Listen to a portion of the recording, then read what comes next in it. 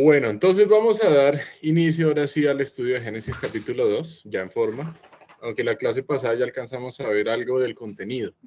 Entonces, comenzaremos con un repaso del mismo y la idea es llegar hasta el versículo 9. Dentro de 8 días lo que está programado es completar el capítulo 2 de los versículos 15 en adelante para estudiar el mandato de Dios y la creación de la mujer. Entonces, bueno. Vamos a hacer el repaso. ¿Quién quiere leer Génesis capítulo 2, versículos 1 y 2? ¿Alguien se ofrece? Fueron acabados los cielos y la tierra y todo el ejército. Ok. Sí, ¿y el versículo 2?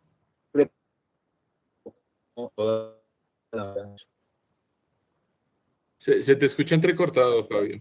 Dame que... Un momentico. Sí, tranquilo.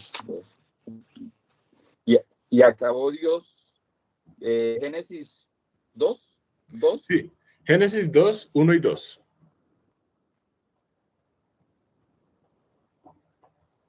Vuelva.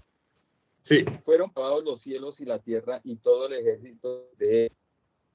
Y acabó Dios en el día séptimo la hizo y reposó el día séptimo de toda la obra que hizo. Listo, bien. Entonces, ¿qué habíamos estudiado hace 8 días? Habíamos contrastado Génesis 1:31, en el cual dice, y vio Dios todo lo que había hecho, y aquí que era bueno en gran manera. Y lo contrastamos ahorita con este pasaje. ¿Por qué razón? Porque la pregunta que surgía era, ¿al fin cuándo fueron acabados? ¿En el día sexto o en el día séptimo? Entonces, ¿acaso los cielos y la tierra no estaban ya acabados? Vimos que la palabra acabado en hebreo da a entender la idea de terminado, de finalizado, no de medio acabar, sino algo que ya está completamente construido, hecho. Y todo el ejército de ellos, también vimos que la palabra ejército hace referencias al contenido de los cielos y de la tierra. No está haciendo el contenido, no está haciendo referencia a un ejército de lucha. Entonces, pues bueno, ese par de términos será necesario aclararlos. ¿Qué más vimos? ¿De qué ejército se habla? Simplemente de aquellas cosas que se encuentran tanto en los cielos como en la tierra. Y continuamos con la pregunta, ¿cuánto tiempo determinó Dios para crear? Entonces llegamos a la respuesta que Dios creó todas las cosas en 6 días. Sin embargo, en el día séptimo ocurrió algo que era necesario llevar a cabo para completar esa obra. Y eso que era necesario llevar a cabo era simplemente cesar. Es decir, Dios en el día séptimo no creó algo nuevo, porque todo fue creado hasta el día sexto. Pero en el día séptimo faltaba hacer algo, que no consistía en una adición a la obra creadora, sino simplemente una cesación de la misma. Ahora sí entramos en materia. Pregunta, si al final del día sexto, dice ahí, que vio Dios todo lo que había hecho y aquí que era bueno en gran manera, ¿será que el día séptimo no hace parte de ese bueno en gran manera?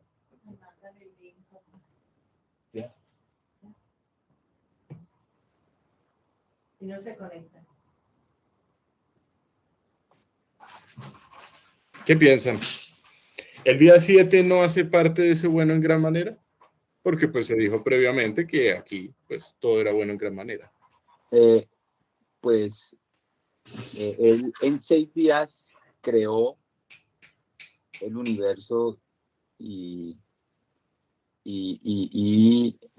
todo lo demás, y el séptimo día descansó.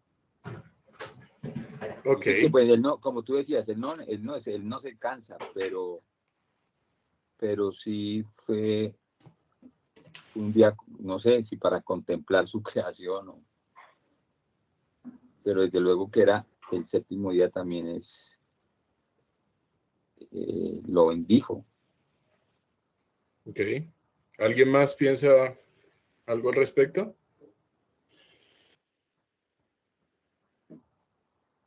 Listo. Nidia. Dale, Nidia.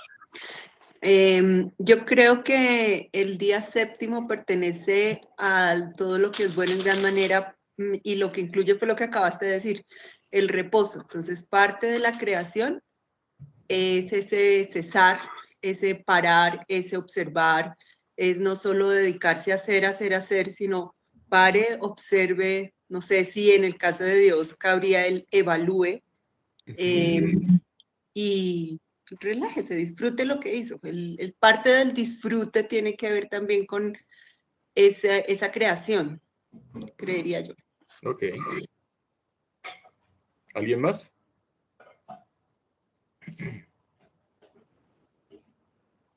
Bueno, entonces asumo que no. El día séptimo está contenido de forma implícita, porque el bueno en gran manera hace referencia a todas las cosas creadas, y el día séptimo es parte de aquello creado, que es simplemente un intervalo que Dios determinó para que en ese intervalo se diera a entender que Dios cesó la actividad creadora. ¿Significa que ya no volvió a crear? Esa es una pregunta que no podemos responder por ahora con el texto. Pero sabemos que según el texto, hasta ese momento ya cesó su actividad creadora. Entonces, viene la siguiente pregunta. ¿Qué hizo Dios con ese día? Perdón, en ese día. La preposición es en ese día.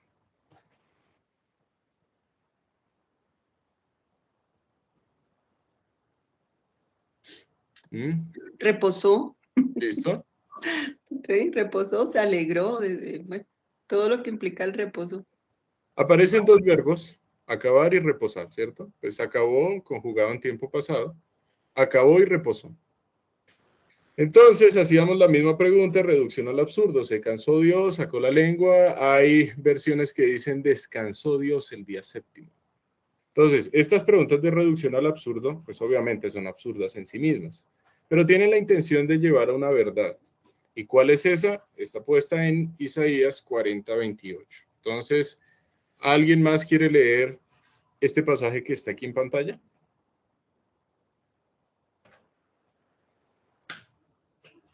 Bueno, entonces yo lo leo. ¿No has sabido, no has oído que el Dios eterno es Jehová, el cual creó los confines de la tierra? No desfallece ni se fatiga con cansancio, y su entendimiento no hay quien lo alcance. Entonces, nos vamos a fijar en esta parte que dice, no desfallece ni se fatiga con cansancio. Entonces, si nosotros vamos a concluir partiendo de Génesis capítulo 2, versículos 1 al 2, que Dios se cansa, entraríamos en una directa contradicción con este texto. Un principio fundamental para la interpretación de las escrituras es encontrar siempre una armonía entre todas sus partes. Aquí no nos estamos saliendo de la cronología aunque estemos citando Isaías. Seguimos en la misma cronología porque el tema es el mismo. Y es si Dios se cansa o no. Y pues obviamente Dios no se cansa. Este reposar no tiene que ver con el cansancio de Dios. La palabra reposar en hebreo es wayi shabot, que procede de la palabra Shabbat en hebreo, y de esa palabra, con el pasar del tiempo, vino para nosotros la palabra sábado. Esa palabra wayi Shabbat puede entenderse, Shabbat, puede entenderse como verbo o como sustantivo. Si es como verbo, significa descansar, terminar o cesar. Y si es como sustantivo, significa sábado o descanso. Entonces, en el contexto y teniendo en cuenta lo que dice Isaías 40:28, aquí reposar significa que Dios paró su actividad creadora. Eso es. Entonces, ya que paró, acabó en el día séptimo la obra que hizo, porque era necesario hacer énfasis en esa cesación. ¿Por qué razón? Lo vamos a responder más adelante. Génesis 2:3. ¿Quién quiere leerlo?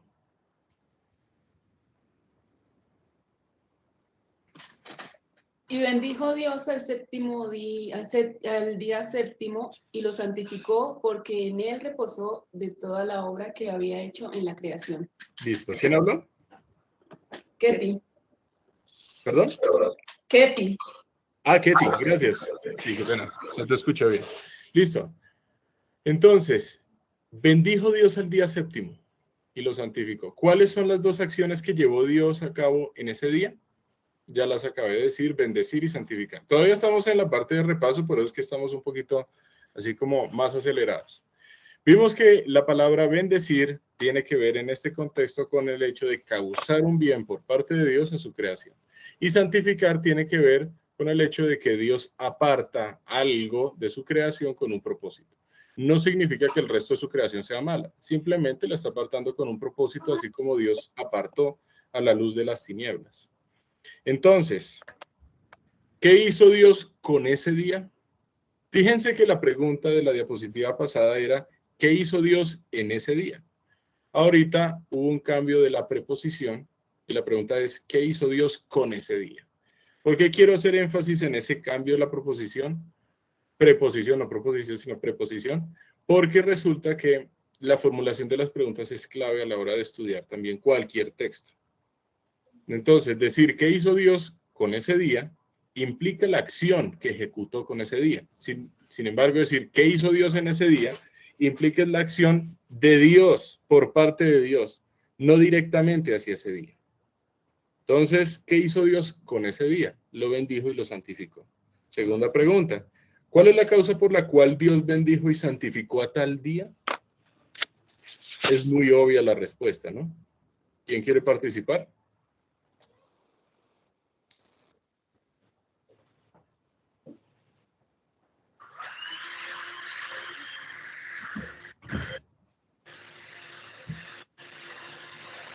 Bueno, si aquí aparece esta palabra porque no aparece separado con una tilde en la E, sino simplemente junto, es porque está dando la razón.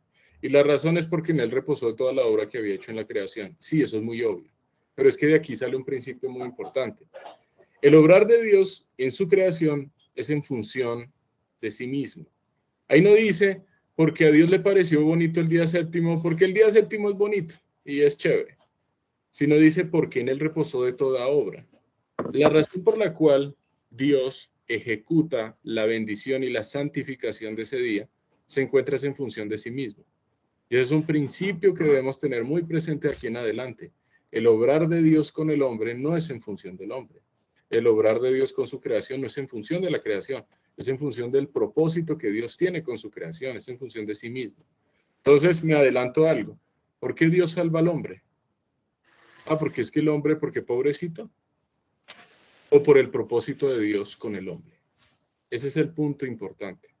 Siempre debemos tener presente que todo obrar de Dios es en función de sí mismo. Dios es quien bendice y santifica con un propósito. Ahora sí entramos en tema. Ya habíamos hecho el repaso. ¿Hay alguna pregunta respecto al repaso? Bueno, asumo que no. Versículo 4. Alguien que no haya leído, por favor, que lea.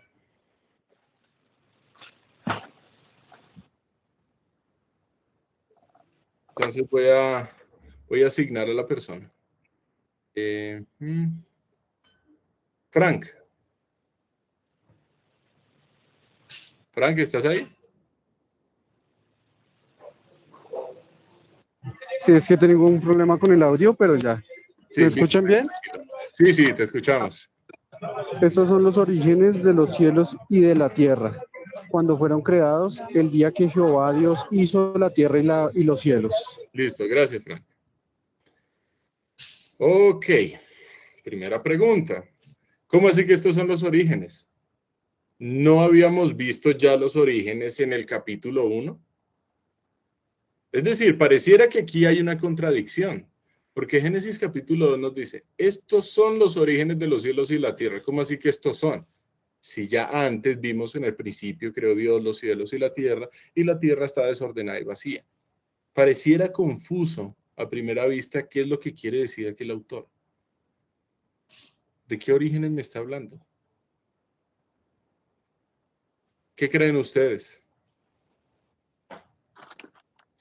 Creo que cuando dice, estos fueron los orígenes del cielo, de los cielos y de la tierra cuando fueron creados, ahí está la coma, el día que Jehová Dios hizo. O sea, lo que va a hacer ahí es, estos son los orígenes, es como una explicación, por decirlo así, o una ampliación de lo que pasó el día que Jehová Dios hizo la tierra y los cielos. Ok. Hablaste tú, Nidia, ¿cierto? Sí, señor. Listo, gracias, Nidia. Entonces, lo que pretende aquí el autor con hablar de orígenes no es presentar exactamente el mismo cuadro de Génesis capítulo 1, porque es que ya se nos comentó cómo fueron los orígenes. Para responder a esa pregunta, tenemos que investigar qué significa la palabra orígenes. La palabra orígenes, tal como está puesta aquí en hebreo, se pronuncia Toledot, pero viene de la palabra Toledá. Esto ustedes lo pueden encontrar en Logos. Y esta palabra Toledá, con el numeral 8435, hace referencia a lo que ha sido generado en el universo por Dios, no el origen mismo del universo. Es decir, no se nos va a contar nuevamente la creación del universo. Se nos va a contar es un evento específico y muy importante que quiere resaltar el autor, que ocurrió en el universo y que obviamente fue hecho por parte de Dios, por parte del Creador. Esta palabra orígenes también es usada en otros contextos, por ejemplo, para denotar la descendencia. Entonces, más adelante, cuando veamos, por ejemplo, la descendencia de Noé, vamos a encontrarnos que cuando se refiere a los descendientes de Noé, estos son los descendientes de Noé o las generaciones. Esa palabra que aparece como descendientes o generaciones también es Toledot. Entonces, ¿qué es lo importante? Génesis capítulo 2 no es un nuevo relato de la creación. Hay personas que afirman eso y eso no es cierto. Génesis capítulo 2 consiste en un relato en el cual se nos va a explicar de una forma mucho más detallada algo que ya vimos previamente en el relato de la creación en el capítulo 1. Esa es la diferencia sustancial. ¿Listo? Entonces, como dijo Nidia, es una explicación más detallada. El día que Jehová Dios hizo la tierra y los cielos. ¿Ok? Ahora vamos a esto. Pareciera que surge una segunda contradicción. Entonces, cuando yo hablo de aparentes contradicciones, o como lo digo personalmente, de trancones, aquí hay algo para resolver. Si a nosotros se nos ocurre una posible contradicción, es porque hay que investigar algo en el texto para entender mejor qué es lo que quiere decir. Versículo 5. Ahorita leyó Ketty, entonces Ketty, te pido nuevamente el favor para que leas Génesis 2:5. Sí, señor. Gracias. Y toda planta del campo antes que fuese en la tierra, y toda hierba del campo antes que naciese, porque Jehová Dios aún no había hecho llover sobre la tierra, ni había hombre para que labrase la tierra. Entonces, a primera vista, alguien puede saltar y decir, esto es una contradicción. ¿Por qué? Porque Génesis 2:5 nos está diciendo que para que exista hierba del campo es necesario que haya el hombre, que haya ser humano, ¿cierto? Para trabajar, labrar la tierra. Pero si nosotros vamos al capítulo 1, el capítulo 1 es claro en el hecho de que la vegetación apareció antes del hombre por mandato de Dios. Entonces, ¿al fin qué? ¿Para que exista hierba se necesita el hombre o no se necesita el hombre? ¿Qué creen ustedes? ¿Qué piensan ustedes?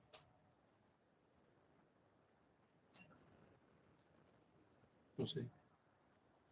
Que no se necesita el hombre. Hasta en ese momento, o sea, cuando Dios hizo todas las plantas y todo, pues desde la semilla, desde el árbol, la semilla, como que todo iba funcionando y todo estaba ahí. Ya Adán cuando va a usar esos elementos ya estaban, él no los había, el Señor ya los había puesto, y me imagino que eso iba a seguir funcionando, pues, como hasta ese momento. Creo que después de la caída es que le toca al hombre trabajar. Ok. Pero entonces viene la pregunta. Lo que tú dijiste es importante. Dios está proveyendo para que alguien que aún no ha aparecido, cuando aparezca, pueda llevar a cabo esta actividad. Y entonces la pregunta va dirigida a lo siguiente. Si la vegetación existe por mandato de Dios, ¿por qué según Génesis 2:5 es necesario que exista el hombre para que haya vegetación? Porque según Génesis capítulo 1, la vegetación apareció fue por mandato de Dios, no por hechura del hombre. ¿Cómo así? Entonces, vamos a dar hasta las 1:30. Piensen en esa pregunta. Y pues la idea es que todos participen, ¿listo? 3 minuticos para pensar en esa pregunta. ¿Cómo así? ¿Al fin qué? Y ya seguimos. ¿Listo? ¿Quién quiere participar?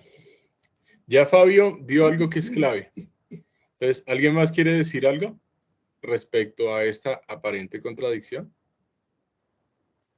Ahí reitero la pregunta. ¿Era necesario que el hombre labrase la tierra para que hubiesen plantas? Pues allá dice Génesis capítulo 1 que no, eso fue por mandato de Dios. Entonces, ¿cómo así que ni había hombre para que labrase la tierra? Entonces, si no hay hombre, no hay plantas. La clave está en esta palabra, campo. Ahí campo no está refiriéndose a la extensión completa del territorio continental. De todo lo que Dios hizo en el planeta Tierra que surgiera del fondo de los océanos. No está haciendo referencia a eso. Está haciendo referencia a lo siguiente. La palabra campo en hebreo se escribe así todo bonito y se pronuncia sadé. ¿Qué pasa con esa palabra sadé? Sadé es un vocablo que da a entender un terreno o una parcela que está listo para ser trabajado, listo para ser sembrado. Entonces, según Génesis 2:5, lo que se nos está dando es un detalle adicional. Y cuando Dios ordenó que hubiese, mejor dicho, que la tierra produjera hierba verde y todos los árboles frutales y todo el reino vegetal, unas porciones que Dios dejó listas para que fuesen trabajadas. Y esas porciones que son listas, bueno, que Dios dejó listas, es para que el hombre llegase a trabajarlas. Como por decirlo así, parcelas o terrenos adecuados para ser labrados. No quiere decir eso que si el hombre no está, la vegetación no surge. Eso no es cierto porque fue Dios quien le dio origen a la vegetación. Entonces, voy a leer lo que está ahí en pantalla. Génesis 2:5 no está refiriéndose al día 3, por lo tanto no hay ninguna contradicción. Se refiere a un terreno para ser sembrado. Ahí la palabra es sadén, no es la palabra eretz, que es usada para referirse en el contexto de Génesis capítulo 1 a toda la tierra. El autor hace énfasis en que hay un sembrador que todavía no está presente. ¿Y cuál es ese sembrador? ¿Cuál es ese sembrador que no está presente? El hombre. Entonces, Génesis capítulo 2 ya nos empieza a hablar de la ausencia de un ser que es importante en la narración bíblica. ¿Cuál es ese Toledot? ¿Cuál es ese asunto del cual el autor quiere hacer énfasis? La creación del hombre. Y eso es lo que vamos a ver. ¿Hay alguna pregunta? No es una pregunta, pero sí, de pronto algo que me ocurre, podría ser esa parcela, ese lugar, el jardín del Edén, donde colocaban y a Eva. Bien, vamos a responder esa pregunta. ¿Quién habló? ¿José? Sí, señor, José. Listo, José, gracias. Ya estoy aprendiendo a distinguir las voces, entonces muchas gracias por todo esto. Listo, José. Entonces, esa pregunta la vamos a responder ahorita, pero sí tiene que ver. Ok. Aquí antes, en el versículo 5, dice, Jehová Dios aún no había hecho llover sobre la tierra. Entonces, ¿cómo se irrigaba? Versículo 6. Sino que subía de la tierra un vapor, el cual regaba toda la faz de la tierra. Entonces, al fin, ¿qué? ¿Llovía o no llovía? Génesis 2:5 dice, Jehová Dios no había hecho llover aún. Génesis 2:6. Sino que subía de la tierra un vapor, el cual regaba toda la faz de la tierra. ¿Llovía o no llovía? No llovía, pero había el vapor, que era el que mantenía. Ok. ¿Qué más piensan? ¿Qué piensan de más? Dice Fabio algo importante. No llovía, pero sí había una forma de irrigación, que era a través de un vapor que se convertía en rocío y que podía irrigar de forma justa, adecuada, perfecta. La nueva traducción viviente dice, en cambio el suelo brotaba manantiales que regaban toda la tierra. Puede ser como un río, como un riachuelo que regaba. Ok, sí. Es decir, aquí no se refiere únicamente a pensar agua en cuanto a las precipitaciones. Eso es lo que tú quieres decir que dice la nueva traducción viviente, ¿cierto? Sí, señor. Ok, gracias. Entonces, este es uno de los asuntos que vamos a dejar para el momento en el que estudiemos el diluvio. Cuando aquí se refiere a la palabra lluvia, no está diciendo que no existiera una precipitación, pero una precipitación adecuada de lluvia. Me refiero es al hecho de que el agua en su estado de vapor puede condensarse y formar pequeñas gotas que sí pueden irrigar un terreno. Cuando aquí Génesis 2.5 hace referencia a la lluvia, la idea que quiere transmitir el autor es una lluvia de carácter torrencial que pueda causar incluso inundaciones. Entonces, ¿llovía o no llovía? Lo vamos a aclarar cuando estudiamos el diluvio. Por eso puse ahí como la nubecita ahí como cargada de mucha agua. Quiero hacer un comentario. Ujú. En la versión que yo tengo aquí dice en el versículo 6, sin embargo, de la tierra brotaba agua que regaba el suelo. Ujú. Entonces también, sí, aunque como que aún no llovía, entonces de alguna manera sí da a entender que la tierra se mantenía fresca, húmeda. Húmeda, fresca, irrigada. Ujú. Irrigada, pero no inundada. Eso sí es algo que quiere especificar el autor. Irrigada, no inundada. Entonces, ¿cuál es el ejemplo que se quiere, digamos, mostrar aquí en esta diapositiva? ¿Cuál es el contraste entre Génesis capítulo 1 y Génesis capítulo 2?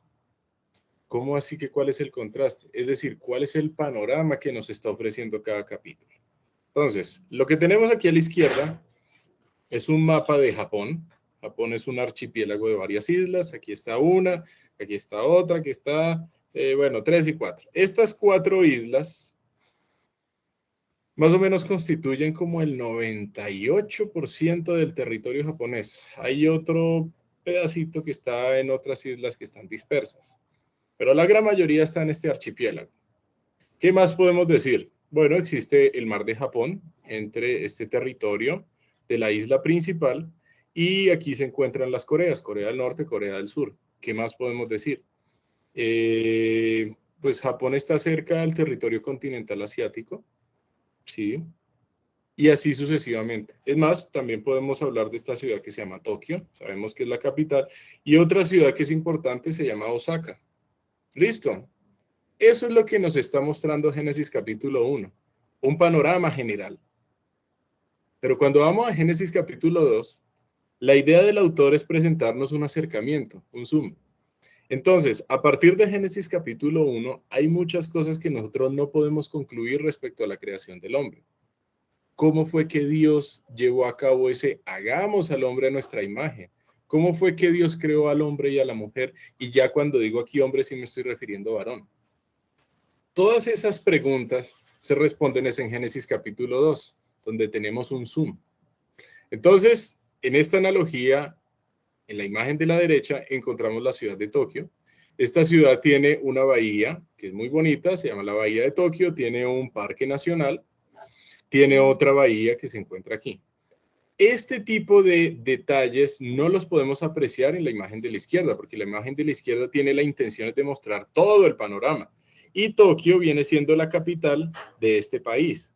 Pero además de ver la capital, podemos ver otras ciudades, podemos ver los mares que están rodeando a este país. En cambio, en la imagen de la derecha sí podemos ya ver que existen varios distritos, está Chiba, Saitama, etcétera, Yokohama, y que esta es una ciudad que cubre una extensión considerable de tierra. Es más, esta es la ciudad más poblada del mundo. Hay alrededor de 37 millones de habitantes allá en Tokio.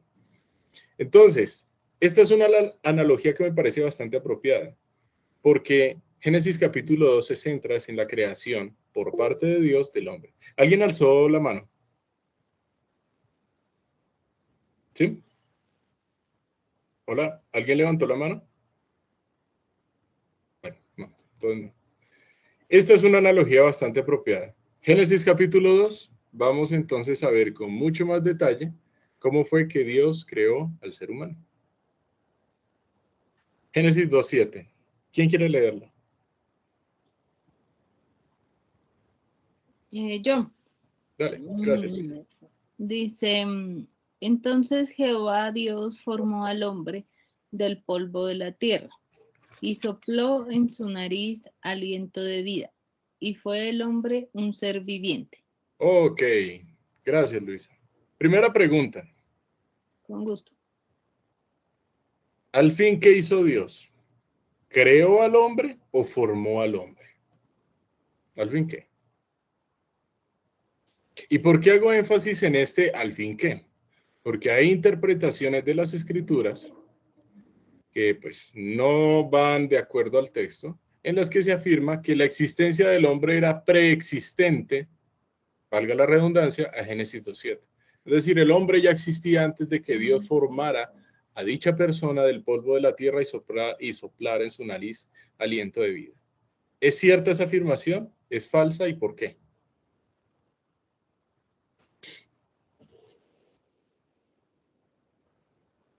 Entonces, voy a citar aquí Génesis 1:27. ¿Quién quiere leer esta primera parte de Génesis 1:27? ¿Quién dice yo? Yo, Fabio. Y Gracias, creó Dios al hombre a su imagen. Ajá. Perfecto. A imagen de Dios lo creó. Se reitera el hecho de que Dios creó al hombre. Y vimos que en Génesis capítulo 1, cuando aquí se habla de hombre, se está refiriendo al género humano. ¿Qué hizo Dios con el género humano? Crearlo. Ahora sí nos vamos a Génesis 2:7. Aquí dice, entonces Jehová Dios formó al hombre del polvo de la tierra. ¿Qué significa eso? Que al formarlo y soplar en su nariz aliento de vida, fue el hombre creado.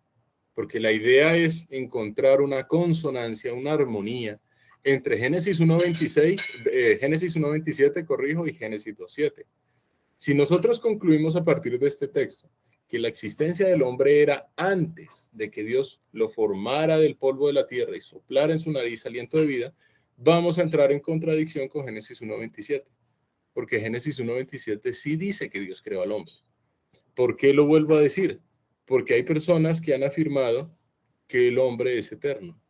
Qué pena, pero eso no es lo que dice la Escritura. El ser humano no es eterno. El ser humano tuvo un principio y el principio está especificado claramente por parte de Dios. ¿Que cómo fue ese principio? Génesis 2:7. Formó al hombre del polvo de la tierra y sopló en su nariz aliento de vida. Entonces el hombre no es Dios, el hombre no es eterno. El hombre es una criatura especial de Dios que tuvo un principio.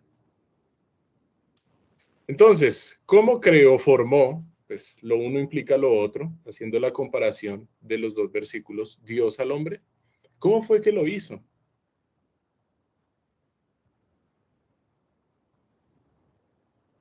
A su imagen y semejanza, lo formó. Muy bien. A su imagen y semejanza. Me gusta que estás conectando esto que está aquí con lo que aparece en Génesis capítulo 1. Es que la idea es hacer un paralelo. Así es como vamos a llegar a las conclusiones correctas de lo que quiere decir el texto, estableciendo el paralelo. Dios creó al hombre a su imagen y semejanza. Y aquí en Génesis 2:7, ¿cómo lo creó? Del polvo de la tierra y sopla en su nariz aliento de vida. Entonces, ¿dónde entra la imagen y semejanza ahí?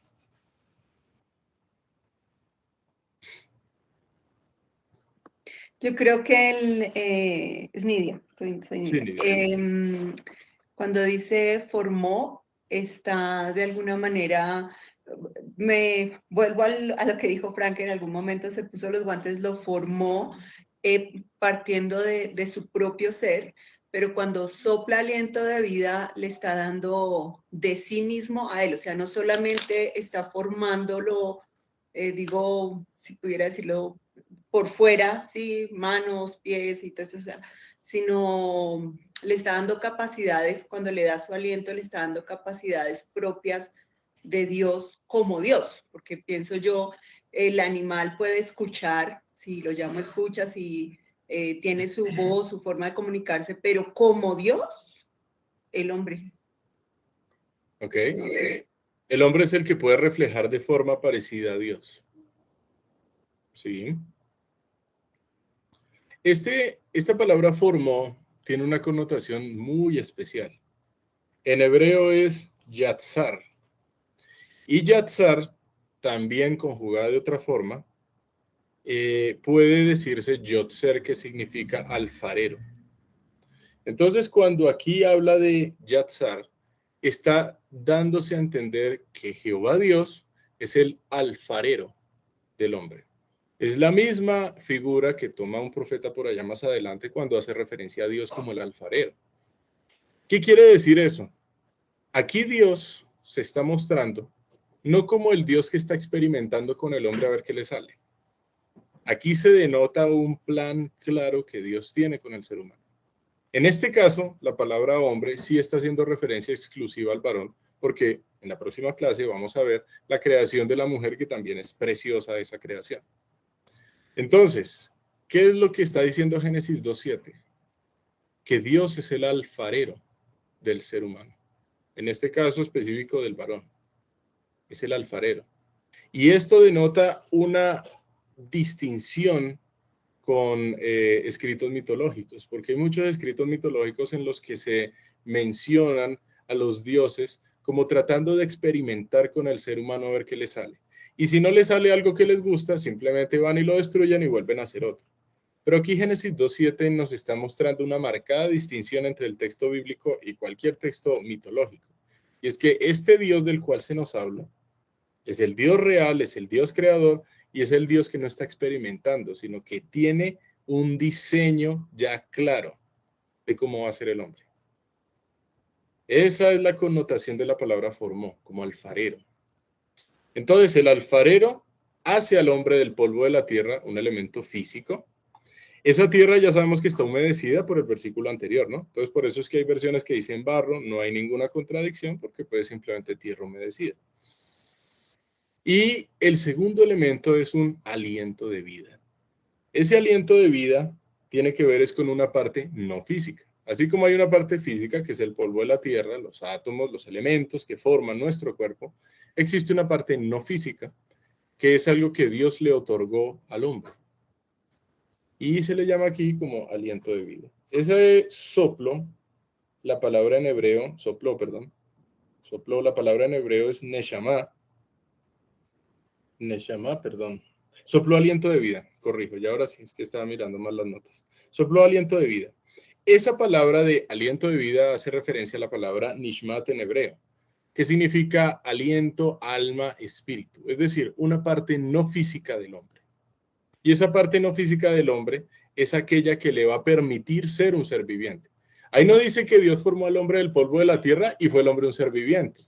O sea, Génesis 2:7 está diciendo que el ser humano no es un ser meramente físico, nuestra existencia no es meramente física, sino hay una parte no física, llamémoslo hasta el momento no física, que hace que el hombre sea un ser viviente. La vida no se explica únicamente en términos físicos, en términos de interacciones atómicas, de reacciones químicas. Eso es lo que está diciendo Génesis 2:7.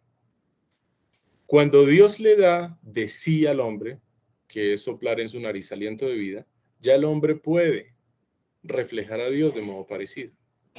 Entonces ahora vamos a esta última expresión. Y fue el hombre un ser viviente. La expresión en hebreo es, y fue el hombre, perdón, aquí la tengo anotada. No, aquí la tengo. Y fue el hombre para ser viviente.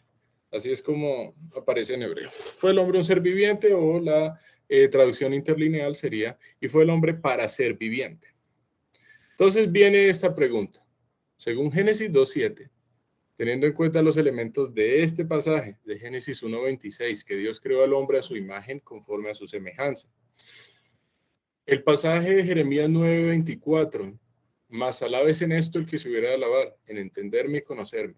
Bueno, en conocerme y entenderme, en fin. ¿Cómo definimos vida? A la luz de varios pasajes.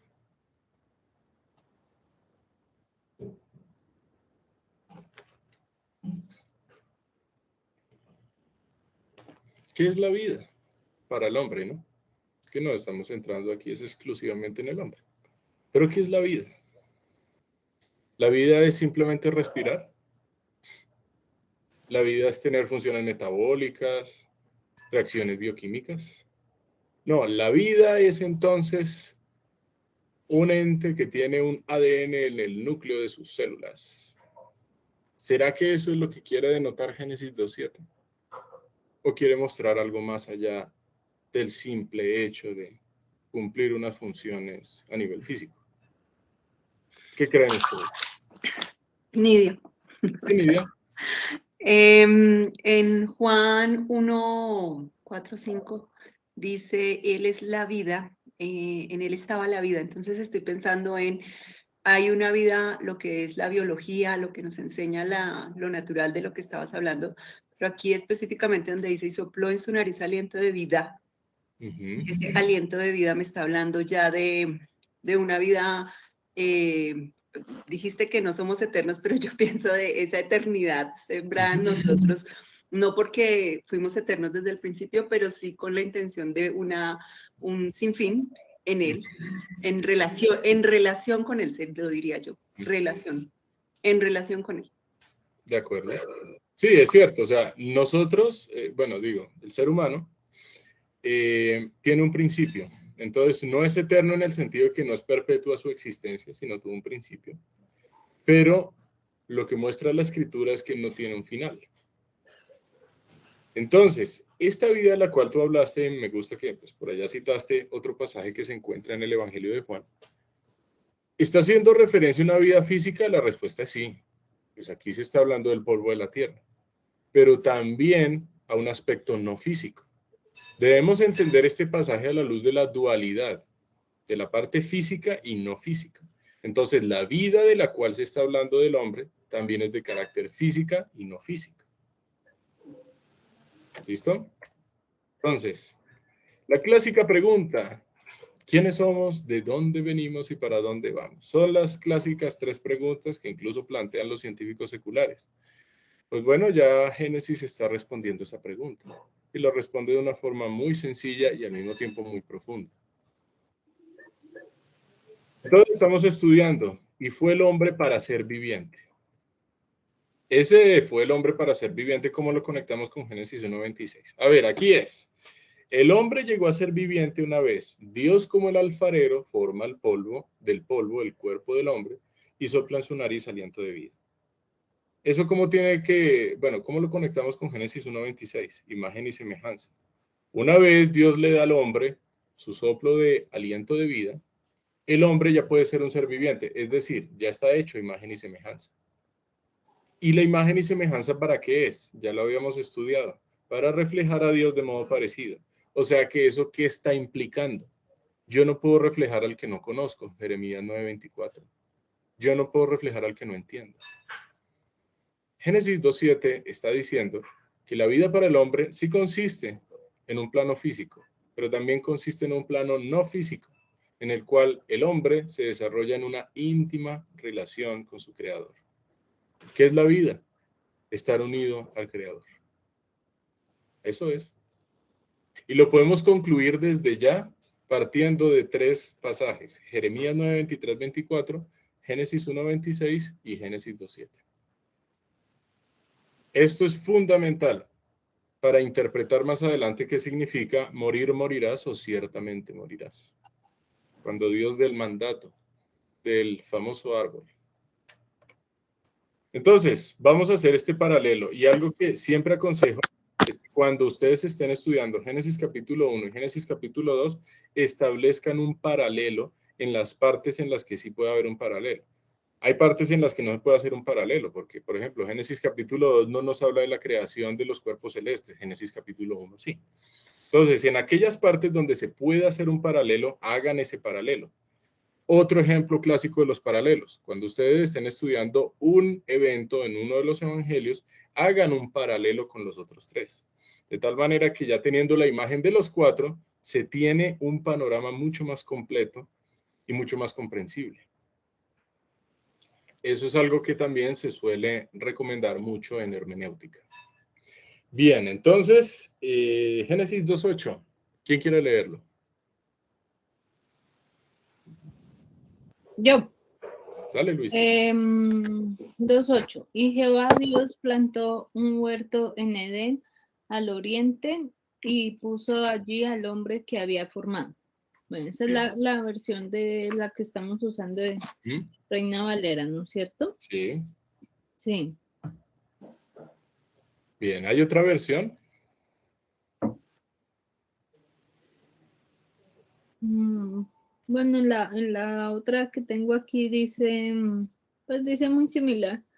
Luego Dios el Señor plantó un jardín en Edén hacia el oriente y puso en él al hombre que había creado. Ujú. ¿Qué había creado? Ya sabemos que aquí formar y crear son intercambiables por la comparación intertextual entre Génesis 1.26 y Génesis 2.7. ¿Listo? Gracias, Luisa. Pregunta. Un gusto. Aquí hay un detallito singular. En Génesis capítulo 1 veíamos, en el principio, Dios creó los cielos y la tierra. Y llamó Dios a la luz día y a las tinieblas llamó noche. Y dijo Dios. Pero aquí en Génesis 2.8, bueno, en Génesis capítulo 2, no aparece solo Dios, aparece Jehová Dios. ¿Por qué creen que aparece el nombre propio del Creador? Porque no dice, y Dios plantó un huerto en Edén, la idea se entiende igual. Pero aquí el autor optó, fue por decir, y Jehová Dios. Vimos que el origen de la palabra Jehová es un ketif queré del tetragramatón. Es decir, una forma en la que, de manera un tanto astuta, los masoretas le pusieron las vocales a esas 4 consonantes del nombre de Dios para que se pudiera pronunciar. Y el resultado fue Jehová. Pero pues hay otras versiones que lo referencian como Yahweh, hay otras que lo referencian como el Señor. Pero ¿por qué aquí aparece Jehová Dios y no únicamente Dios?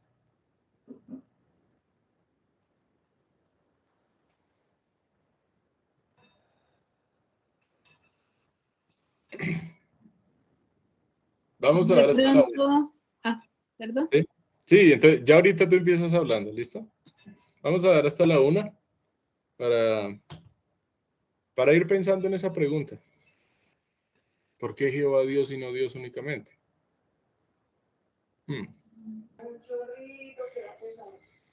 ¿Quién quiere? Ah, bueno, Luis iba a compartir su respuesta y no sé si alguien más quiera. Sí, no, pues era algo muy sencillo. De pronto se me ocurrió que el autor pone el nombre de Jehová Dios para, para darle más, como más importancia, como que, como más autoridad, creería yo. No es que si dice que solo Dios pues no fuera importante, no, sino, no sé, a veces cuando uno lo llaman también por el nombre como que se siente más especial que si solo le digan, oiga, señora, muchacha o algo así, no sé, se me acaba de ocurrir, pero bueno, eso es como algo un poco así que se me ocurrió. Sí, de pronto como para personalizarlo, no sé, pues sí, para darle más autoridad es lo que se me ocurrió así de primerazo, no sé. ¿Qué Ok, opinan los demás? gracias.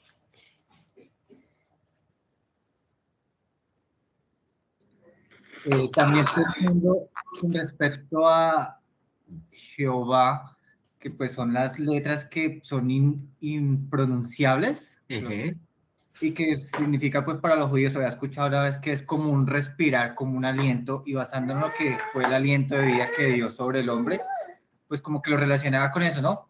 Palabras de como el aliento que sopló sobre el hombre dando vida, como refiriéndose también a Jehová Dios, como ese aliento al hombre que fue creado, lo puso en el Edén, lo relaciona con ese lado. Gracias, José. ¿Quién más? Yo, Nidia. Nidia. Hay un comentario que dice, es de Scofield, de la Biblia de Scofield, y dice, en su sentido primario, el nombre Señor, entre paréntesis Jehová, significa el que existe en sí mismo. Literalmente significa el que es lo que Él es. Por tanto, el eterno yo soy. Entonces, y Dios tiene que ver con Adonai, que es a quien se le, o sea, es un nombre que se le dice a se puede decir a ángeles o a seres superiores, pues en este caso es a el superior, Entonces, está afirmando que no solamente es bueno, entendería eso, no sé si es correcto, no sé, que es superior, el ser superior, y aparte de eso, que es el que crea todo, y él mismo no fue creado por nadie, la existencia está en él mismo.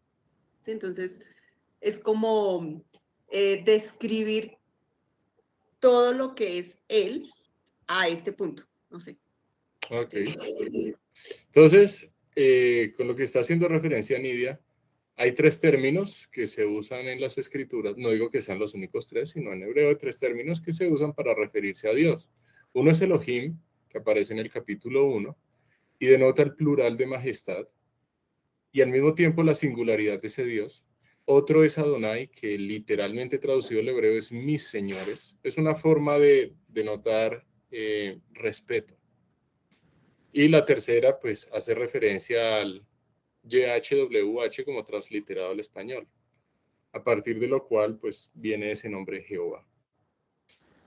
¿Qué significa entonces, en este caso, el hecho de que aparezca Jehová Dios y no solamente Dios? Al referirse con su nombre propio, por decirlo así, por su nombre propio, está denotando la participación especial que hay por parte de Dios en la creación del hombre. El siempre existente, el que todo lo conoce, el que siempre ha estado, el que existe por sí mismo, es el que le está proveyendo las cosas a este hombre que ha formado. Entonces, de Génesis capítulo 1 a Génesis capítulo 2, sí existe este detalle de pasar de hablar de solo Dios a Jehová Dios. Y los críticos de la Biblia lo que dicen es que debe corresponder a autores diferentes, por el hecho de que en uno se referencia como Dios y en otro como Jehová Dios. Pero vemos que eso no es cierto, porque aquí existe una completa armonía entre Génesis capítulo 2 y Génesis capítulo 1. Si el autor decide llamar a Jehová Dios, en vez de Dios, por el hecho de que quiere denotar lo especial que es para Dios, lo importante que es este sello personal, incluso llamándolo con su propio nombre, la creación del hombre, creado a su imagen y semejanza, es simplemente que el autor quiere hacer énfasis en el hecho de que el hombre está creado a su imagen y semejanza. Entonces no es una contradicción, es un detalle a resaltar, es algo que es diferente. ¿Listo? Jehová Dios. No sé si de pronto hubo personas que no estuvieron presentes en la primera clase para hacer una pequeña acotación acerca de este nombre Jehová. Si quieren, volvemos a mirar ese tema. ¿Les parece bien? ¿Sí? ¿No? Sí, señor, está bien. Sí, por favor, David, gracias. Sí, con gusto. Entonces, voy a abrir, perdón, aquí, ¿dónde están los cursos? A ver, cursos, aquí. 1 y cronológico clase, no, perdón. Lo voy a abrir en PDF. No es necesario. Aquí. Ajá. Ahí se alcanza a ver, ¿cierto? ¿Se alcanza a ver bien? Entonces, este término Jehová procede, bueno, tiene una historia bastante interesante. Resulta que la forma en la que se escribe el nombre Jehová en hebreo es con una yod, que es esta consonante que tenemos aquí, una G, esta otra consonante, que se repite aquí, esta es la misma, esta que está aquí y esta que está aquí son la misma, y esta se llama la Vau. En el hebreo bíblico, en el hebreo moderno le llaman la Vau es en el hebreo moderno y la Wau en el hebreo bíblico. Entonces esto hoy en día se pronunciaría más como una V, pero en el hebreo bíblico se pronunciaba más como una W, como una Wau. ¿Qué fue lo que pasó? Hubo unas personas hacia el año 1100 después de Cristo que tomaron la tarea, digamos, se tomaron la tarea de hacer que personas que no fuesen de un contexto hebreo, que no fuesen judíos de nacimiento, pudiesen leer las escrituras en hebreo. Y eso se le llamaron los masoretas. ¿Qué hicieron los masoretas? Como en el hebreo no se escriben las vocales, y dado que a nivel histórico no se conocían las vocales con las cuales se debía leer este nombre, pues ellos lo que hicieron fue un truco, que se llama el Ketiv Kere. El ketif queré significa escrita de una manera para que se lea de otra. ¿Y cuál es el truco? Vamos a poner las vocales de otra palabra que en hebreo también puede usarse para denotar a Dios. Y esa palabra escogida fue Adonai. Entonces, si tomamos la Y, que está aquí, la H, que está aquí, la W, que está aquí, y nuevamente la H, y colocamos las vocales de Adonai, ¿qué nos queda? Yahová. La A, la O y la A. Ese ahí en hebreo tiene una connotación como si fuera solo A. Entonces, en vez de quedarnos con YHWH transliterando las consonantes del hebreo, en este caso al español, lo que hicieron ellos fue, bueno, pues pongamos Yahová. Y con el tiempo, para el idioma castellano, eso se convirtió en Jehová. ¿Pero significa que esa es la pronunciación correcta del nombre? No necesariamente. Ahora, la pronunciación correcta del nombre no creo que tenga tanta importancia. Lo importante es el hecho que nos estamos refiriendo al Dios siempre presente, al que existe por sí mismo. Entonces, los eruditos del hebreo dicen que existe una relación entre estas 4 consonantes en hebreo y una palabra en hebreo que se llama hayá. Hayá significa llegar a ser, pero la forma en la que está, digamos, aquí puesta estas 4 consonantes puede dar a entender al siempre presente o al que existe por sí mismo, al que no tiene necesidad alguna para poder existir. Entonces eso es algo que vimos en la primera clase y pues simplemente quería traerlo a colación como manera de repaso. Entonces ahora nos podemos devolver a... Ah, no, ya, aquí, listo. Entonces ya sabemos, el que existe por sí mismo plantó un huerto en Edén, al oriente. Ok, el que existe por sí mismo le está proveyendo al que no existe por sí mismo un huerto, puesto como de otra manera. En Edén, al oriente, y puso allí al hombre que había formado. Primera pregunta. Cuando abordemos un texto bíblico, lo recomendable es empezar con preguntas de carácter literal, las preguntas más sencillas, para después pasar a preguntas más elaboradas. Entonces, la primera pregunta, que es supremamente sencilla. ¿Qué hizo Dios? Según Génesis 2:8. ¿Qué hizo Jehová Dios?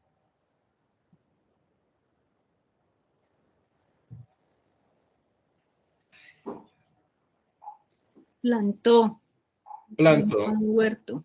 Listo. Entonces, primer verbo, plantó. Segundo verbo, puso. Aparecen 2 verbos. Lo primero es que plantó un huerto en Edén, al oriente. Listo, y puso allí al hombre que había formado. Entonces, con referencia a la pregunta, creo que fue de José. Si ese Sadé, ese campo del cual se nos hablaba en Génesis 2:5, tenía que ver con un huerto en Edén, la respuesta es sí. Porque ya Dios está apartando una parte, un terreno de extensión significativa, en una región aún más grande llamada Edén. ¿Listo? ¿Para qué? Ya Génesis 2:5 nos está dando una pista. Y es para que en algunos sectores de ese terreno el hombre pueda trabajar. En algunos sectores, porque van a haber otros en los que Dios va a hacer crecer árboles. Segunda pregunta. ¿Dónde hizo eso? ¿Dónde plantó Dios? Parece muy simple esta pregunta, pero esa es la recomendación. Empezar de preguntas supremamente simples. A veces en las preguntas simples se encuentran cosas mucho más profundas. ¿Dónde hizo eso? En Edén, ¿En Edén? al oriente. Ok, pero antes de Edén aparece otra palabra y es el huerto. ¿Listo? Porque lo que quiere denotar Génesis 2:8 es que hay una región llamada Edén. Vamos a estudiar ahorita qué significa Edén. Y en esa región particularmente hay un huerto. Entonces, hay una región apartada de esa región más grande. Siguiente pregunta que no se va a responder. Y por eso quiero poner entre paréntesis al principio, no se va a responder. Si Dios planta un huerto en Edén ¿al oriente de qué?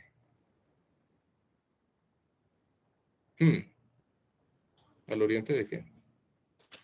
¿Por qué no vamos a responder esa pregunta? Porque tenemos que estudiar más acerca del contexto del escritor de este libro.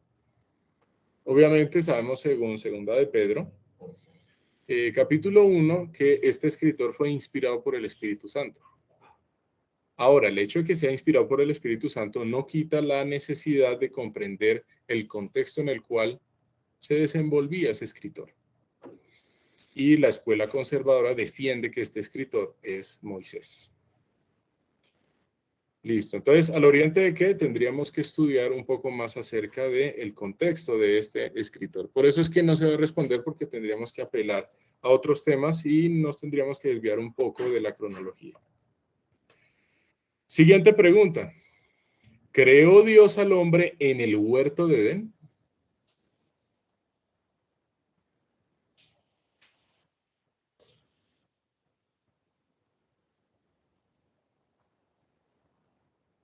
¿Sí? No necesariamente. ¿Por qué no? Porque ¿Quién habló? José. José, Lo gracias. creó en otro lugar y después dice, y lo puso allá. Ah, ok. Entonces no lo creó en el huerto de Edén. Lo creó en otro lado y lo puso allá, ya cuando lo había formado. Ese es un detalle que se deduce ya a partir del texto. Siguiente pregunta. Edén en hebreo significa deleite o delicia. Interesante ese significado. Entonces, si Edén significa delicia, ¿es el resto una porquería? ¿El resto de la tierra está lleno de perversidad fuera de Edén?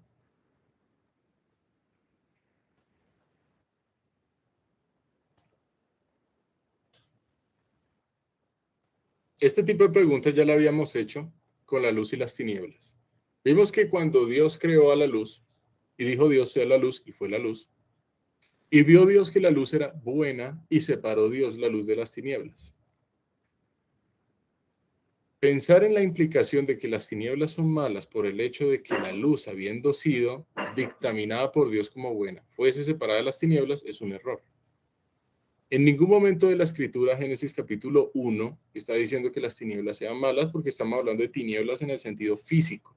Y esa misma palabra, que es Hoshech, la encontramos por allá en Salmos, y vimos que Dios es quien pone las tinieblas en el sentido de la ausencia de luz o de la oscuridad, cuando se habla acerca de su creación y de las criaturas que salen en la noche. Entonces, Dios no separó la luz de las tinieblas porque las tinieblas fueran malas. Las tinieblas también fueron creadas por Dios. Estoy hablando en el plano físico, todavía no estamos hablando en un plano espiritual. ¿Listo? Por si acaso de pronto alguien está pensando más adelante en el Nuevo Testamento del significado de tinieblas. Para eso vamos a tomarnos un poquito de tiempo ya cuando lleguemos allá. Por el momento, establecer la implicación de que las tinieblas son malas no es correcto. Y aquí es lo mismo. El hecho de que Edén signifique delicia no significa que el resto de la tierra está lleno de perversidad. Eso no lo está diciendo el texto bíblico de ninguna forma. Eso se llama una especulación que va en contra del texto bíblico. Y esas especulaciones son el clásico de muchísimas exposiciones bíblicas, en las que la persona supone algo que el texto no está diciendo. El texto no está diciendo que el resto no sea deleitoso. El texto simplemente no está dando información respecto a las regiones que no sean Edén. No está dando ninguna información. Ya esta pregunta es más elaborada. Empezamos de preguntas muy fáciles. Ahora estamos en preguntas más elaboradas. ¿Podía el hombre decidir no estar en el huerto? No, pues le figuró. Ya, pues, nada que hacer. Él le tocó. Y Jehová Dios plantó un huerto en Edén, al oriente, y puso allí al hombre que había formado. Antes podía el hombre decir, pues no, yo quiero estar en otro lado.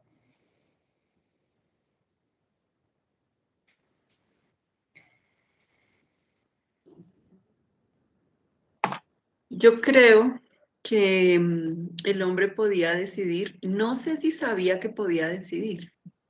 Entonces, finalmente estamos hablando de una creación temprana donde está conociendo, digamos, si lo acaba de poner, digo yo, podría tal vez, de hecho decidió otra cosa y por eso no salió, lo sacaron. Pero me imagino yo que sí podría, solo que él mismo en ese momento no sabría que podía decidir.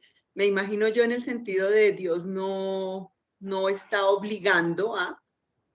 Ay, espérame, porque si estás... No sé. No, está bien, ver? Sí. Voy a poner un ejemplo de una decisión que podía tomar el hombre. ¿Qué fruta me como? Ya, eso implica una decisión. Puedo comer banano, puedo comer papaya, puedo comer manzanas, etcétera. Bien, ¿alguien levantó la mano?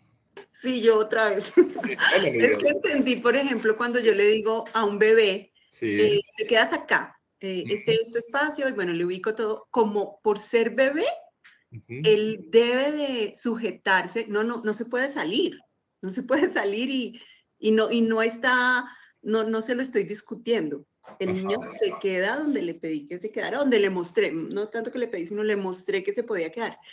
Con el tiempo crece, madura y puede ejercer esa posibilidad de decisión. Entonces, creo que sí podría decidir estar en otro lugar, solo que en ese momento de temprana humanidad estaba en bebé, no podía decidir, pienso. O sea, el bebé no en el sentido en que este primer hombre hubiese sido un bebé, porque aquí ya se relata de un hombre adulto, sino de bebé en el sentido de su Creación forma de temprana. pensar, dices tú, ¿cierto? Sí, sí. Bien. ¿Quién levantó la mano? Yo, Luisa. Sí, dale, Luisa. Sí, interesante lo que dice la compañera. Tal vez sí, no, pues sí, se habla ya de un hombre, tal vez en la relación con Dios todavía no estaba muy maduro, no sé, o sea, trayendo como un poquito con el ejemplo que da con lo del bebé. No sé si de pronto sí, o sea, o estaba muy, sí, sujeto, me gustó ese término que usó ella, de que el hombre en cierta manera pues sí está sujeto a Dios porque Él es el creador y el que lo coloca allí. Entonces, Él es el que tiene la autoridad sobre el hombre, pero me quedo pensando en, o sea, qué tan maduro era el hombre en ese momento. Ok. Cómo era su manera de pensar. Sí, me quedo eso ahí como pensando, ya. ¿Alguien más? O sea, ¿puso Dios al hombre en una cárcel? Yo sé que suena de forma un poco cruda, como lo estoy diciendo, pero va es al mismo punto. ¿Podía el hombre decir, bueno, yo quiero salirme del huerto y conocer pues el resto de la tierra, ¿no?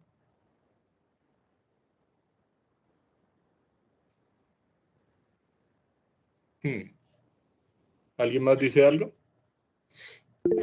No lo hacía porque él hacía la voluntad de Dios. Ok. Y la voluntad de Dios era esa, tener, que estuviera ahí y crearle, y le dio todo para que estuviese, no le faltase nada absolutamente y estuviera lleno de todo. Y se gozaban en esa relación mutua los dos. No Entonces, necesitaba más, no necesitaba más. de acuerdo. El hombre lo tenía todo allá. En primera instancia la pregunta sería, ¿para qué salir? ¿De qué podía salir? ¿Podía salir? Sí, la respuesta es sí podía salir. Es más, ¿en qué me puedo basar para decir que sí podía salir? Porque la orden que Dios dio más adelante no tiene que ver con salir o no del huerto. Tiene que ver es con comer o no de un árbol. Entonces, ¿de qué podía salir el hombre? Podía salir a explorar. Pero Dios estableció un lugar especial para que el hombre se encontrara allí. Vamos a ver cuál era el propósito definitivo en que el hombre estuviera en ese lugar especial. Pero el hecho es que de que podía salir. No era una cárcel. Ahora el hombre lo tenía todo y además tenía una comunión entre el creador y él. ¿Qué tan madura era? Tampoco podemos determinar, según el texto bíblico. Lo que sí sabemos es que no era absolutamente madura porque más adelante vamos a ratificar que el hombre iría a ser enseñado. Bueno, entonces, ¿hay un estado de comunión inicial entre el hombre y Dios? Sí lo hay. ¿Lo podemos llamar perfecto? Sí. ¿Que puede crecer ese estado de comunión? Por supuesto que puede crecer. Pero ya existe un estado de comunión entre Dios y el hombre. Ahí no se menciona al hombre como, ay no señor, yo quería otro huerto. A mí me parecía uno como con más montañas. No, yo quería un huerto pues que tuviera unos ríos al lado del mar. Como así que ríos, qué pereza, no, yo quiero una playa. Ahí no se registra absolutamente nada de eso. Simplemente se está hablando que Dios puso allí al hombre que había formado. La palabra huerto en hebreo es gan, que también puede ser traducida como jardín. Entonces, si alguien quiere llamarlo jardín o quiere llamarlo huerto, está bien. Ambas traducciones son correctas. Listo. Entonces, ¿cuál es la comparación entre huerto de Edén y Edén? Es la misma comparación que hay. Nuevamente voy a citar un mapa. Y este mapa hace alusión al estado de la Florida, del territorio de Estados Unidos. El estado de la Florida está aquí dividido por condados. Hay ciudades que pueden ocupar uno o más condados. Por aquí abajito se encuentra Miami, aquí más arriba está Fort Lauderdale, más arriba está Orlando, etc. Entonces, ¿qué pasa? En este estado, en esta región grande, que entre comillas sería Edén, podemos pensar en ciudades, y en las ciudades hay barrios. Hay un barrio bastante famoso en Miami que se llama Boca Ratón, es un barrio muy bonito. Y aquí tenemos una imagen de dicho barrio. Entonces, ¿qué encontramos? Pues simplemente que esta es una parte pequeña de una ciudad que a su vez está contenida en una región más grande. Entonces, la comparación entre el huerto de Edén y Edén es algo similar a un estado y a un barrio. Existe una región extendida que es Edén. Y hay otra región particular que Dios apartó para el hombre, que es el jardín o el huerto del Edén. Entonces, me voy a devolver aquí. ¿Qué conclusiones sacamos respecto a Dios? Porque lo más importante de cualquier estudio bíblico es el conocimiento de Dios. No es tanto qué hizo o no el hombre, sino qué podemos concluir acerca de Dios. ¿Qué atributo vemos de Dios al haber separado un huerto en la región de Edén con un propósito? ¿Qué atributo se nos viene a la cabeza inmediatamente?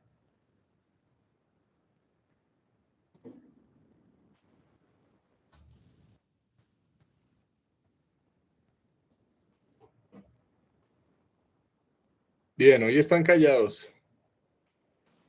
La Omnisciente y omnipotente. Es omnipotente, claro que lo vemos. Sí. Puede poner ahí al hombre y puede hacer lo que quiere con su creación, claro que sí. Omnisciente. También. Sabe qué necesita el hombre y sabe qué quiere el hombre. Y omnipresente. También. Aquí se nos viene también a la cabeza el atributo de santidad. Dios estaba apartando un huerto en la región de Edén. Y ese apartar no obedece a que el resto de la región de Edén sea mala. Simplemente está apartando con un propósito, que se va a aclarar un poco más adelante. Pero simplemente está desapartando. Puso allí al hombre que había formado. Entonces ya vimos esta comparación. Y podemos irnos a Génesis 2.9. Y aquí nos vamos a detener un buen ratico porque hay unos detalles fundamentales a estudiar. ¿Quién quiere leer Génesis 2.9?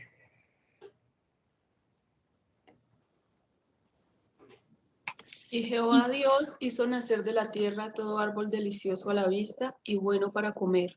También el árbol de vida en medio del huerto y el árbol de la ciencia del bien y del mal. Bien, listo, gracias. ¿Quién habló ahorita? Ketty. Listo, Ketty, muchas gracias. Bueno, entonces, de acuerdo a lo que leyó Ketty, viene la primera pregunta. ¿De cuáles árboles está hablando Génesis 2.9? ¿De qué árboles? ¿De los árboles que están en el rincón inferior derecho de la región de Edén?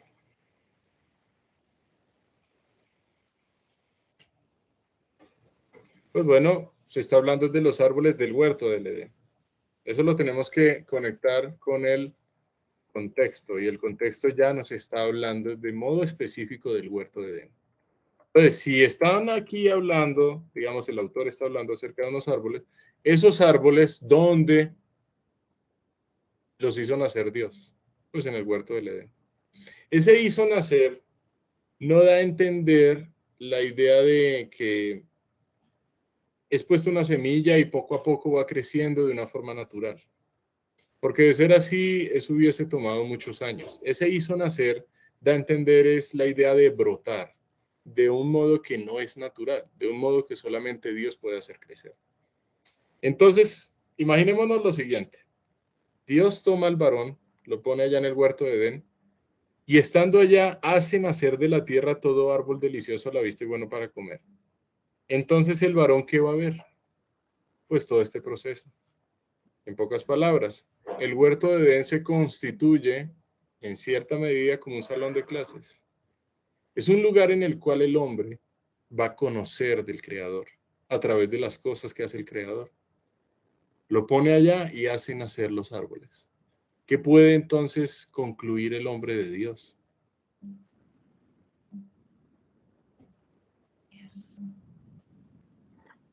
Tengo un comentario. Sí. Y es que dice, comparándolo con Génesis 1, primero fueron creadas las plantas. Sí. Entonces, como Génesis 2 es una ampliación de, no necesariamente lo está haciendo en el mismo orden que en Génesis 1. Entonces, obviamente que, no sé, dice que en un día fueron hechas las plantas, ¿sí? En Génesis 1, y cuando venimos acá, lo que acabas de decir es que aun cuando, o sea, cuando llegó Adán allí, fue puesto ahí, estaba haciéndose las plantas. Entonces, bueno, con el comentario podría notar yo una contradicción, ¿sí? Entre el 1 y el 2, porque el 1 me habla de un día y que luego al final el sexto fue el del hombre, ¿cierto? Ahora, puedo decir, yo tratando de entender o de mirar una buena intención de lo que acabas de comentar, es que Dios dijo, hágase las plantas, y entonces siguieron haciéndose las plantas, aunque el primer día se hicieron, siguieron haciéndose, hasta que el día que nació, o que en el jardín de Edén se repitieron los días, y entonces empezaron a hacerse las plantas. ¿Me hago entender? Ok, sí, ok. ¿Qué piensan frente a lo que dice Nidia? Porque, a ver, lo que está planteando Nidia es lo siguiente.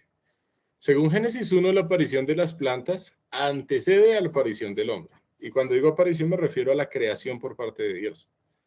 Génesis capítulo 2. Está el hombre, llega al huerto y ve cómo las plantas brotan. Entonces, al fin, ¿qué? ¿Qué es primero?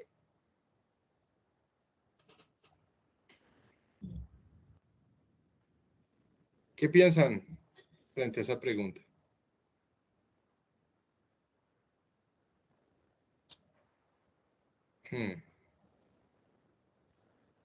Bueno, el hecho de que Dios hiciera nacer de la tierra todo árbol delicioso a la vista y bueno para comer, ¿cuándo ocurrió eso? Ya cuando el hombre estaba en el huerto. Y vimos que el huerto tiene una conexión directa con lo que ya habíamos estudiado en Génesis 2.5, que eran el sadé, los terrenos o las parcelas para que el hombre trabajara esa tierra. Entonces, ¿qué pasa? Si bien Dios ya había hecho las plantas, en este caso con el hombre, lo que hace es enseñarle que el origen de las plantas no fue algo que simplemente se diera por accidente antes de él.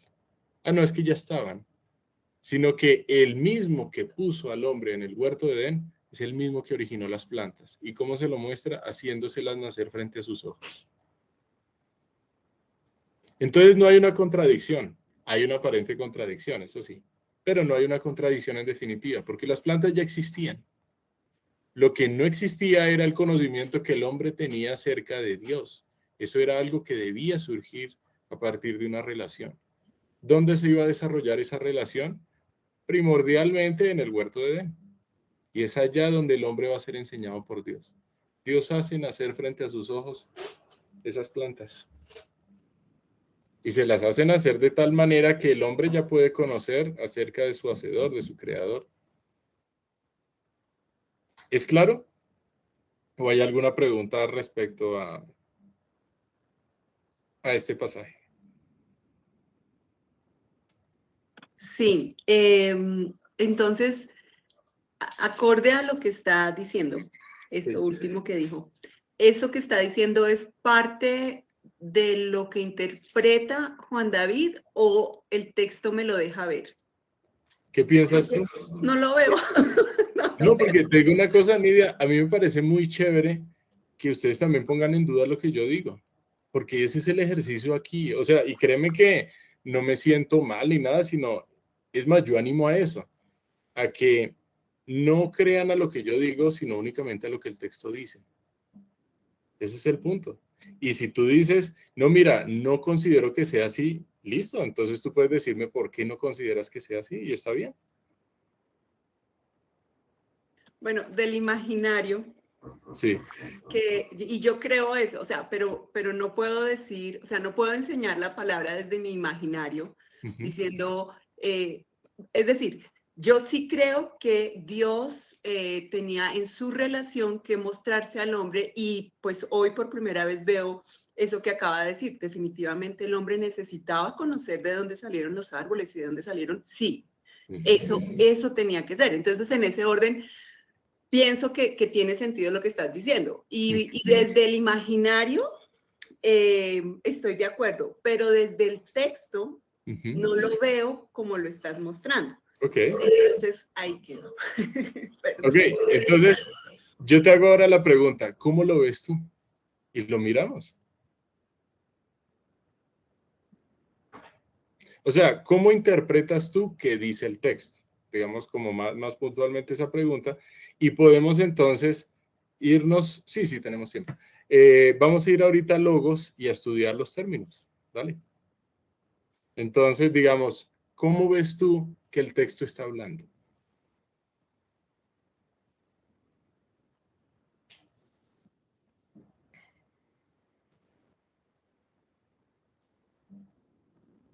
Lo estoy viendo, estoy en silencio, pero lo estoy viendo. Sí, no te preocupes, o sea.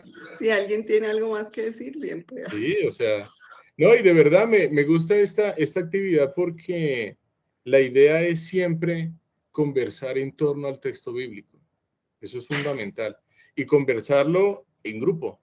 No es simplemente, digamos, uno plantear las preguntas solo.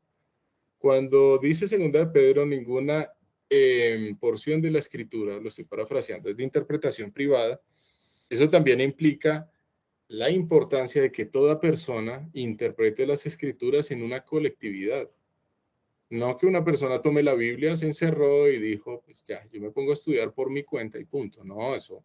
La idea es siempre hablarlo, comentarlo en una colectividad. Colectividad de personas que obviamente hayan puesto su fe en lo que dice la escritura, porque si es alguien que no la pone, pues la intención va a ser completamente distinta. Listo, entonces vamos a ir a Génesis 2.9. Si tenemos aquí ajá. No, es que no tengo abierto Logos. Entonces, Logos K Logos, por si acaso, lo vuelvo a poner aquí. Si hay alguien que se interese en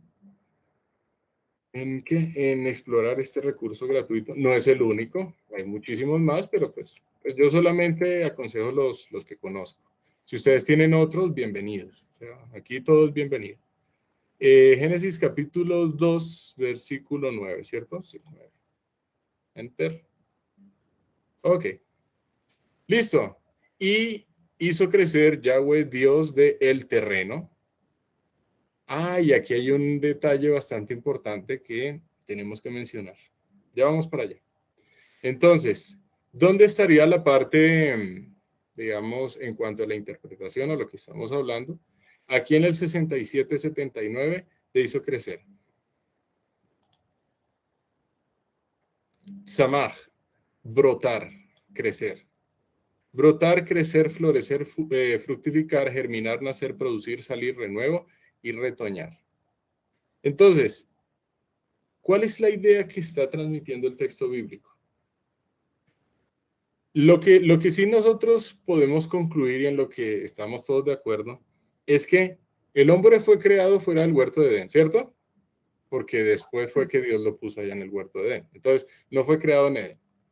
¿Qué hizo Dios? Lo creó y lo puso allá en el huerto de Edén. Y después el versículo 9 dice, y Jehová Dios hizo nacer de la tierra, también puede ser traducido como brotar o como crecer. ¿Qué hizo nacer de la tierra? Todo árbol delicioso a la vista y bueno para comer, y etcétera, etcétera, etcétera.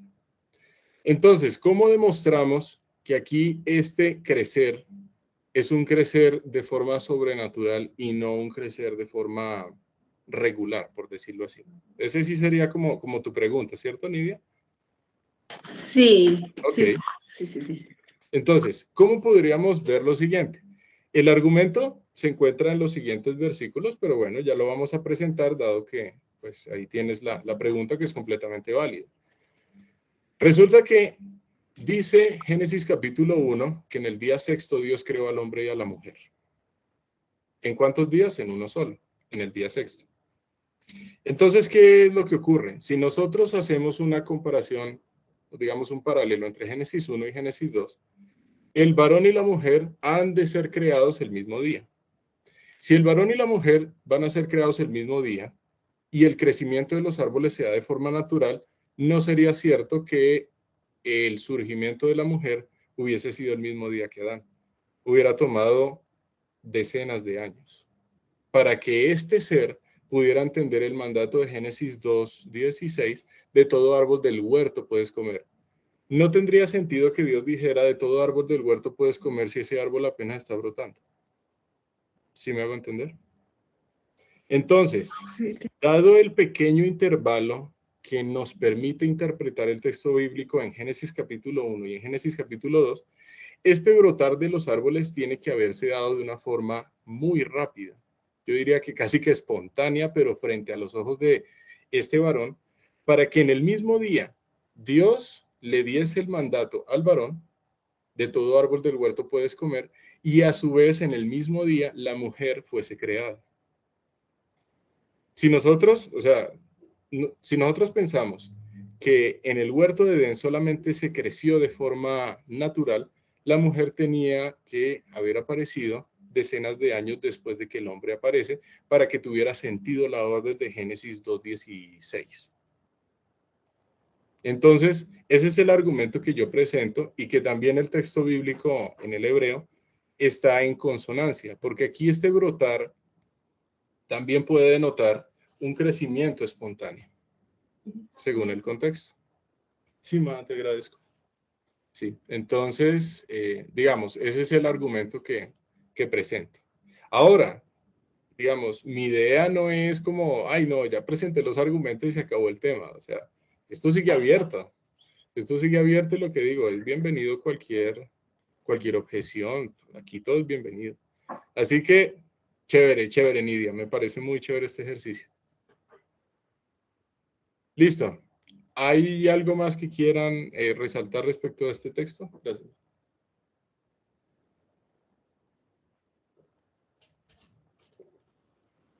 Sí, yo creo que de alguna manera de estos encuentros, de este curso, algo me queda claro y es que todos los presupuestos que tengo pueden ser refutables, evaluables. La palabra sigue siendo la misma. O sea, independientemente de las traducciones, existe un original y aún con todo y eso, si mi cerebro no alcanza a captar el mensaje como tal, el problema es humano, no es divino. Entonces, gracias por tu paciencia. No, está súper bien. Y lo que te digo, ese es un ejercicio de todos, me incluyo allí, porque aquí yo también estoy aprendiendo. Ese es el propósito. Entonces, listo. Ya vimos Dios hizo nacer de la tierra todo árbol delicioso a la vista y bueno para comer. Vamos a ir ahora a otro aspecto de este pasaje. Según Génesis 2:9, ¿cuántas clases de árboles podemos distinguir? ¿Cuántas? 3. 3 clases de árboles. Hay alguien que dice, no, yo veo 6. No, yo veo 7. No, yo veo 2. ¿Hay alguien que diga, no, a mí no me parece que hay 3?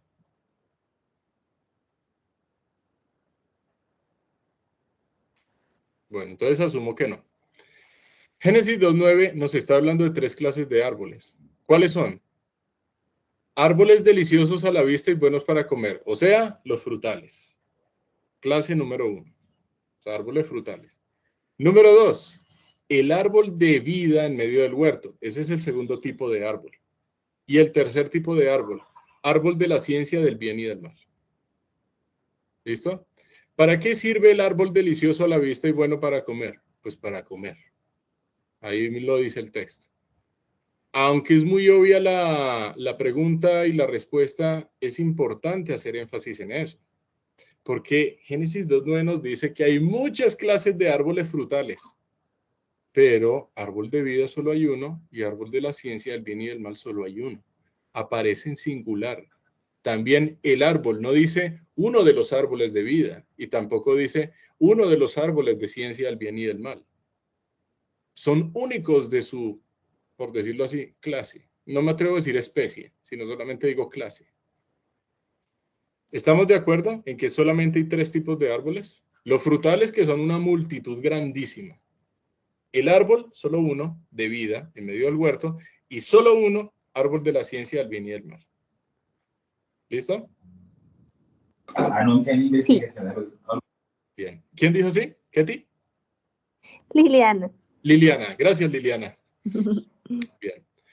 Bueno, entonces, ¿cuál es el argumento por el cual yo digo que el huerto de Edén debía tener una extensión considerable? Porque si el huerto de Edén es muy pequeñito, no van a caber todos esos árboles frutales. Era necesario que tuviera una extensión considerable para que cupiesen allí todos esos árboles. Por eso es que digo que no nos podemos imaginar como una parcela pequeña, sino más bien como una especie de latifundio, algo así, digamos como la imagen mental, para que hubiese espacio para todos los árboles y estos 2 especiales. Entonces, ¿qué dan los árboles frutales? Comida, alimento para el cuerpo. ¿Qué da el árbol de vida? Esa pregunta no la vamos a responder ni siquiera en todo el estudio bíblico porque tenemos que irnos al libro de Apocalipsis. Es un tema fascinante, es un tema muy bonito, pero ya se sale de los propósitos de este curso. Entonces, ¿qué da el árbol de vida? ¿Cómo así que en Apocalipsis hay descritos varios? Ese es un tema que ya toca estudiarlo a nivel escatología. Entonces, nos salimos un poquito. Y el tercer tipo de árbol, el árbol de la ciencia del bien y del mal. Entonces, pregunta, ¿qué otorga ese árbol? Según lo que dice Génesis 2:9.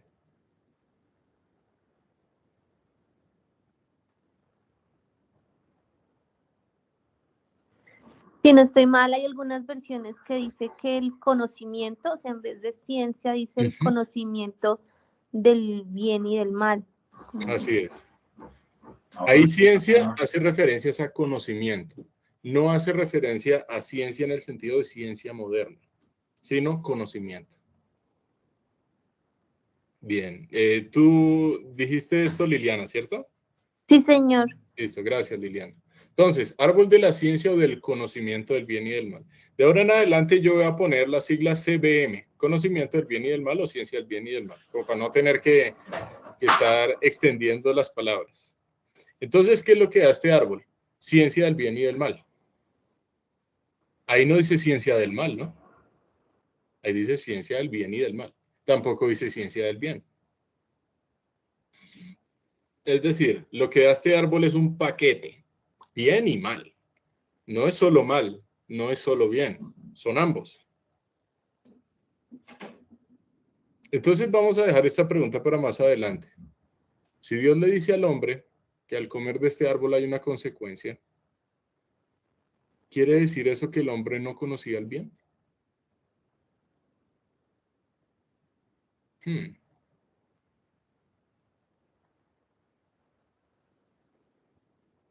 Bueno, eso es una pregunta válida y como dije, lo vamos a resolver dentro de 8 si Dios nos permite. ¿Cuántos árboles frutales? Un montón. ¿Cuántos árboles de vida? Uno solo. ¿En dónde se encontraba el árbol de vida? Según Génesis 2:9.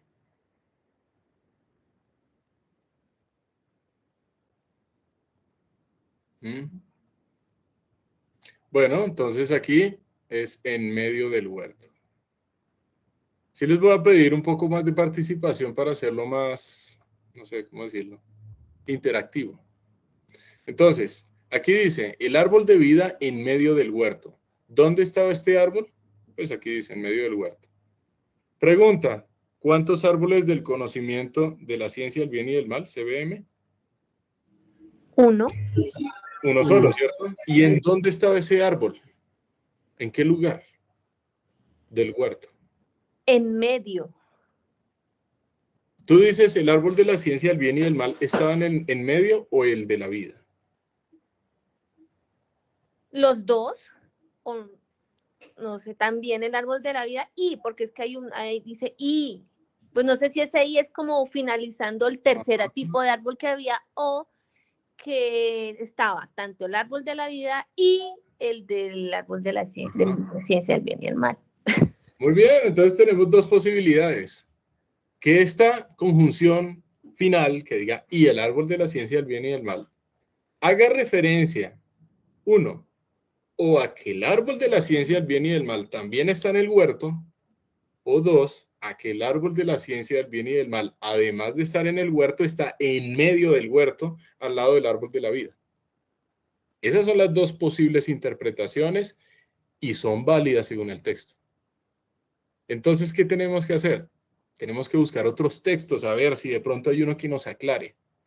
Y la respuesta es que sí hay un versículo que nos va a aclarar dónde es que estaba ese árbol del conocimiento del bien y del mal. Génesis, tilde en la E, Génesis 3:3. Me adelanto no para romper la cronología, sino para responder a la pregunta, ¿dónde está este árbol del conocimiento del bien y del mal? Aquí está hablando la mujer. Bueno, no quiero entrar en muchos detalles, pero aquí dice, pero del fruto del árbol que está en medio del huerto, dijo Dios, no comeréis de él ni de... Bueno, el contexto se está refiriendo es al árbol del conocimiento del bien y del mal. Así que la interpretación correcta es pensar que este árbol de la ciencia del bien y del mal no solamente está en el huerto, sino también en medio del huerto. Eso es lo que quiere pintar el autor. O sea, esta es la representación que más me gustó del huerto de Edén. Esta que está aquí. El huerto de Edén no es un terreno pequeño, es un territorio pues, de una extensión considerable. Tiene muchos árboles frutales, pero en medio de ese huerto hay dos árboles. El de vida, el del conocimiento del bien y del mal. Ahí, en la mitad, mejor dicho, visibles. Dios no cogió un árbol y lo dejó por allá oculto y el otro sí, pum, lo puso allá. No. Esos árboles singulares los dejó justo en la mitad. ¿Por qué? Pregunta que vamos a resolver dentro de 8 días. Si Dios sabía que este árbol iba a traer muerte, ¿para qué lo pone? ¿No lo sabe todo Dios? Entonces, si Dios sabe que incluso va a comer y que esto trae muerte, ¿para qué se pone Dios a poner eso? Y vamos a ver que la razón es maravillosa. Vamos a ver el carácter infinitamente bondadoso del Señor dentro de 8 días. Entonces, ya es la 1:51, así que ya con esto terminamos la clase de hoy. No sé si hay alguna pregunta o les comento un poquitico acerca de la clase dentro de 8, pues sí lo voy a hacer. Vamos a terminar Génesis capítulo 2.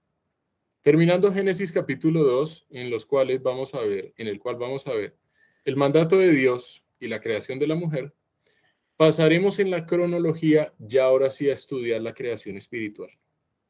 Entonces, ¿qué vamos a hacer dentro de 15 días si Dios nos lo permite?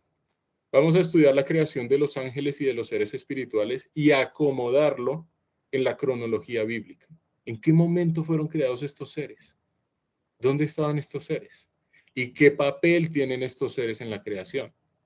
Obviamente, lo más importante, ¿qué vemos de Dios al haber creado estos seres? Entonces, esa es la clase dentro de 15 días. Y dentro de 3 semanas ya vamos a empezar a ver la caída. Entonces, yo simplemente les comento esto para que estén atentos. Y si Dios nos lo permite, nos vemos dentro de 8 días.